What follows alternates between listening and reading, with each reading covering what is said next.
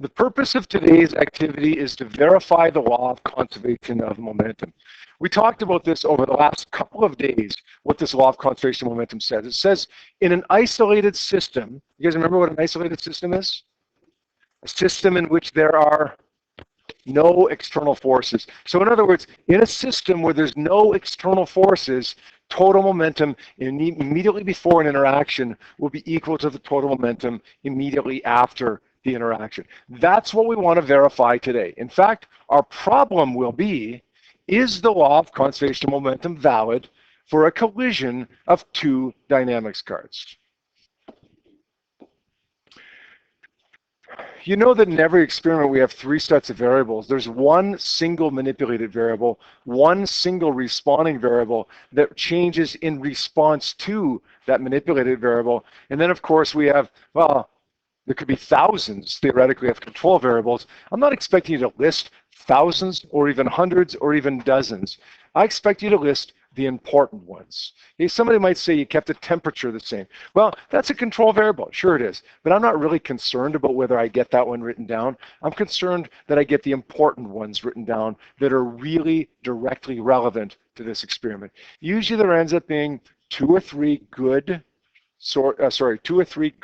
control variables for each experiment. You want to get the important one or the important ones for each experiment. Now, you're not going to know what the manipulated and responding variable are yet because we haven't described this experiment. As we go through it, keep in mind that you have to identify these variables and see if you can figure out, as we're describing the procedure, what the manipulated and responding variables will be. Okay? I'll give you hints as we go on, and if in the end you need a little help with that, I can help you out with it. All right, so here's what the apparatus is going to look like. The materials, and I just kind of put that in with procedure because I'll describe what you're going to do as I describe what these parts are. Firstly, you're going to have a triple beam balance scale, and the scale is going to be used to measure the mass of two dynamics carts. This is going to be called cart number 1. This is going to be called cart number 2. You're going to measure the mass of both of those. Cart number 1 will be sent down towards, moving towards a stationary cart 2. So let's give an initial velocity of cart 2 a value of 0 meters per second. Cart number 1, you're going to push down towards it. It's going to move towards it. It's going to collide. And when it collides, it's going to stick to it because both carts are going to have Velcro on it, just like this. Sticks to it, and then they go off as one object. So that's like the problem that we did yesterday where the dart was fired into the block, and the dart became part of the block. Except we're using something a little bit safer than darts and blocks. We're using two dynamics carts. One's fired towards the other. They stick together. They go off as one object. Your task is going to be to measure the velocity of the cart number 1 before it collided with cart number 2, and then the velocity of both carts combined after they collide. And you're going to use that data to see if the law of conservation of momentum is valid. What else you got here? Well, right here, you have a motion sensor. And that motion sensor, you guys have used this in Physics 20 quite a few times. It's connected by a wire to this AirLink apparatus, which is kind of what interprets the data. And then it's going to send that data wirelessly to your phone, to your iPhone or to your Android device. On your iPhone, your Android device, whatever, you're going to see real time a graph of velocity versus time, and that's going to be what allows you to measure the velocity immediately before and immediately after the collision. One more little thing before I show you what your data table is going to look like here. This is a blown up, magnified version of the motion sensor here. There's a switch on that motion sensor, and that switch has to be placed right over here, right above the little dynamics cart. Okay, that's what allows us to measure the motion of a small nearby object. If I place it over here, it measures the motion of a larger, further off object, and that's not what I want. So, cart number 2 at rest. Cart number 1 is going to be given an initial velocity by you as you fire it down. It's going to hit cart number 2. They're going to move off as one. You're going to measure the initial and the final velocity of this system. Then, what do you think you're going to do? Record the data, yeah. You're going to repeat it again and again and again. with different initial velocities. Now, you can't determine before you do it what the initial velocity is going to be because it's just however hard you push it, right? As long as you have 8 to 10 different initial velocities and then 8 to 10 corresponding or resulting final velocities that go along with those initial velocities, right? So how exactly do we measure that initial and final velocity? We've got the basic setup here, but what exactly are we going to see? Well, let me tell you about the app first to refresh your memory on that. You guys are going to recognize this screen because you've seen it before in Physics 20. In Physics 20, whenever we were measuring motion, we clicked on the position sensor. You're not going to do that today. Today you're going to click on the velocity sensor. And that's going to take you to a graph. When you click on that, you're going to see a real-time graph that looks something like this. This has no data on it, but the basic graph is going to be velocity versus time. Now, you should see after an experiment is done, after one trial is done, I should say, you should see data that looks something like this. It won't be those numbers most likely, but it should be a velocity that is relatively constant and another velocity that's relatively constant. This would correspond to your initial velocity of object number 1, and this would correspond to your final velocity of object 1 and 2 combined. The reality is, you'll probably see a bunch of other stuff as well. You want to zoom in on the part that has that clear initial velocity, downward, and then clear final velocity. That make sense? Just ignore everything else. You got all this stuff over here, just ignore it. Don't pay any attention to it. This doesn't require you to email data to yourself or to export data or import data.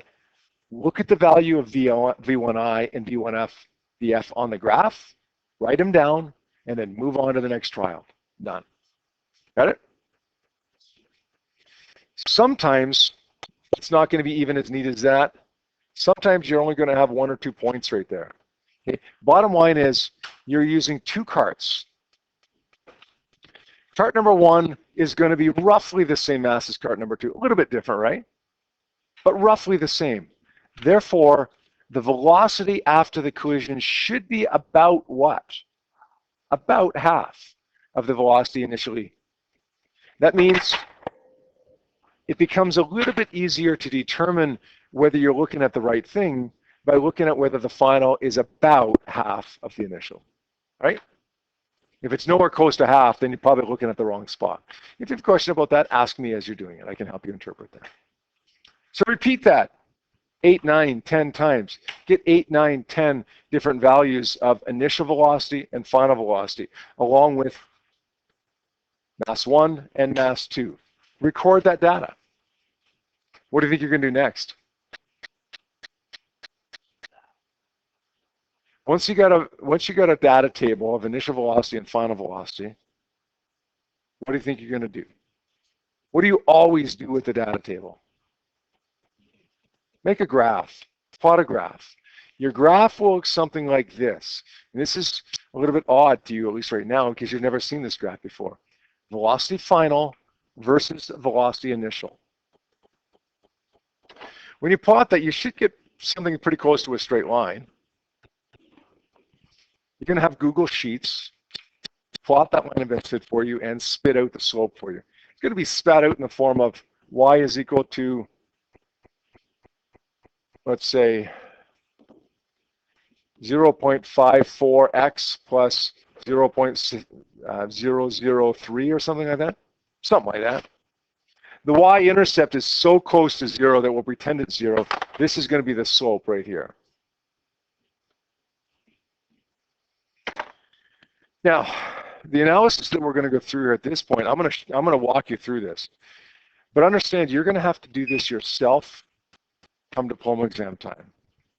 We'll go through this lots more times through the semester, so don't panic that you have to be perfect at it after today. You will get a question on your diploma exam that's a graphing question. There's a good chance that that graph will be a brand new graph that you've never seen before. The first time you ever see it will be on your exam. There's about a 50% chance that that'll be the case. You need to be able to interpret it. I'm going to show you today how to interpret any graph. Not just, myself or Mr. Kader telling you last year in Physics 20, oh, the slope of a position time graph is velocity. Oh, the slope of a position time graph is velocity. How do you figure that out? Here's what I want you to do. Come up with an equation for the graph. This equation will describe every straight line graph. Y equals mx plus b. How many people recognize that equation? I hope you do. You've done that in grade 9 math, I think, grade 10 math, whatever. Y equals mx plus b describes every straight line graph. Now what I want to do is tailor that to this specific graph. So instead of calling it y, I'm going to call it VF, final velocity. Instead of calling it m, I'm going to call it the word slope. Why do you think I'm changing m, the symbol for slope, to the word slope? So I don't mix it up with mass later on, right? X, that's the x-axis, so it's going to be V1I. Now, sometimes there will be a y-intercept, but this time the y-intercept will be either 0 or really, really close to 0, so you can drop that. Now what I want you to do is get another equation, a mathematical equation, not a graph equation, but an equation from your data sheet or one that we derive. That's going to be pi equals px. In this case, m1 v1I plus, second card is at rest, right? 0 equals, they stick together, it becomes mvf, right? Now let's rearrange this to solve for vf, because that's what I solved for over here in the graph equation. Vf ends up being equal to, I'm going to call that mt. m1 over mt, take the total mass down by dividing, times v1I. Now, we've done the hard part, but the actual interpretation starts coming now. Let's cross off vf. How come? Because it's in both. Let's cross off v1I, because it's in both. What are we left with? Look at this. The slope is equal to m1 over mt.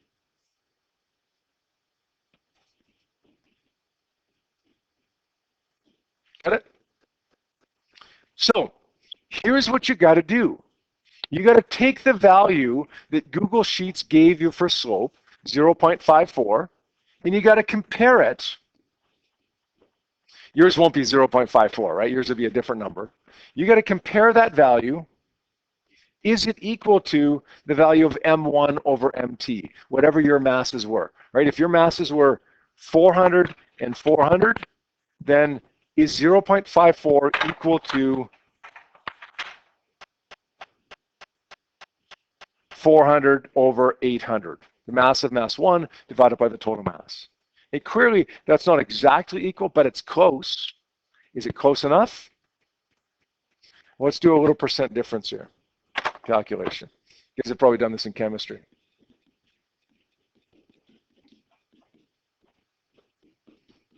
Actual minus theoretical over theoretical.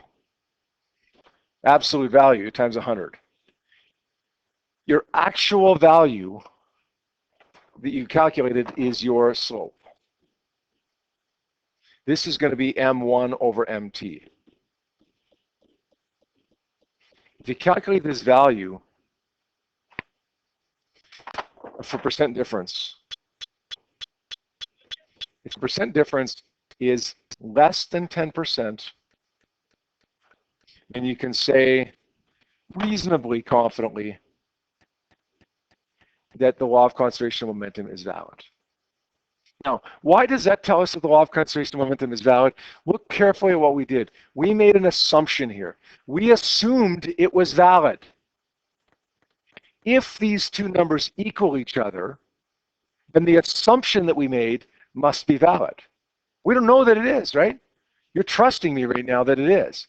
We're assuming that it is. But if it is valid, if it is correct, then, and these two numbers work out to be each other, then we've just shown that, hey, it is correct. These numbers aren't going to work out to be the same number if that assumption wasn't valid. Got it? So measure M1, measure M2, measure the value of initial velocity and final velocity 10 times. Plot a graph of VF versus VI.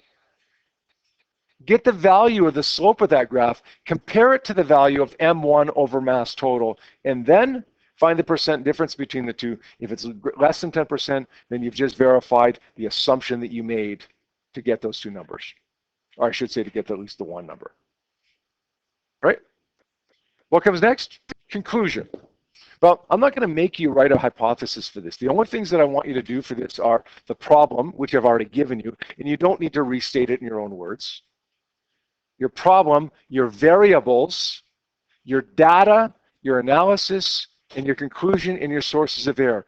Usually the conclusion goes back to a hypothesis, but the hypothesis comes from the problem. So if we're skipping the hypothesis, then we're going to skip straight from the problem to the conclusion. The conclusion is going to relate back to the problem. So it basically says this: was the law of conservation of momentum valid? Was it verified or not? Yes or no? How do you know? Well, you might say it was verified. We know this because the percent difference between the slope and M1 over mass total was 8.3%. Or no, it was not verified. It was disproven because the percent difference between the slope and M1 over mass total is 38%. Finally, your sources of error. Usually we like to see 3 good sources of error and then suggestions for improvement. But I'll put a little asterisk beside suggestions for improvement. Sometimes what people have done in the past is said, oh, like in the middle of the lab, oh, this isn't good, but I'm not going to fix it because I don't want to waste a source of error. Like I'll leave it so that I can address it in my sources of error. If you fix it, you can address it in your sources of error. Like, let's say you weren't given Velcro. Let's say last year we actually weren't given Velcro. Last year we used sticky tack. Sticky tack worked okay. It worked okay, but Velcro was better. So let's say last year somebody said, one group found that the sticky tack didn't work very well, didn't do anything about it. They said, okay, source of error is a sticky tack. They didn't always stick together all that well. The solution would be to use Velcro. Another group said, you know what, I happen to have some Velcro for some reason. Let's replace it right now. They could still use that as a source of error. The sticky tack wasn't very good. It didn't stick together very well. So we replaced it with Velcro. One guy says, we can replace it with Velcro next time. One guy says, we replaced it with Velcro. They're both good. If you find a mistake and you can correct it. You still use it as a source of error. All right?